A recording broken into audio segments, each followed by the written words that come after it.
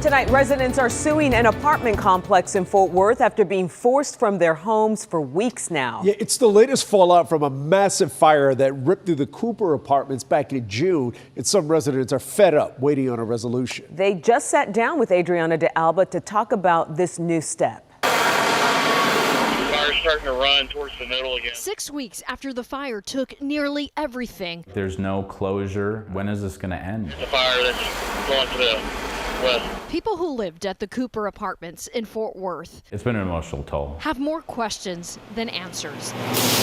Hours have turned to weeks without access. Fluffy words, very little action. That's why on Wednesday, a group of residents filed a $1 million lawsuit. They have put a wall between them and 834 people, and that's why we're here. 49 residents and counting sued the complex, property managers, and electricians.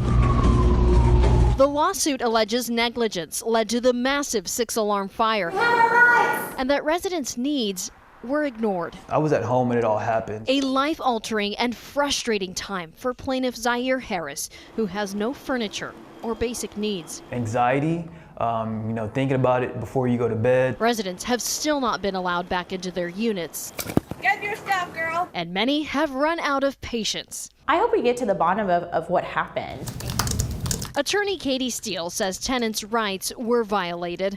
There are things people will never recover. Pets, loved ones' ashes that they will never be able to get back. A spokesperson for the Cooper apartments only telling us we are reviewing the allegations in the lawsuit and are unable to comment. After the fire, life circumstances have only worsened for McReynolds. With no ID, he had no way to travel. I was not able to board a plane to go to my mom's memorial. I have to live with that for the rest of my life now. This lawsuit, his last resort for accountability. In Fort Worth, I'm Adriana de Alba.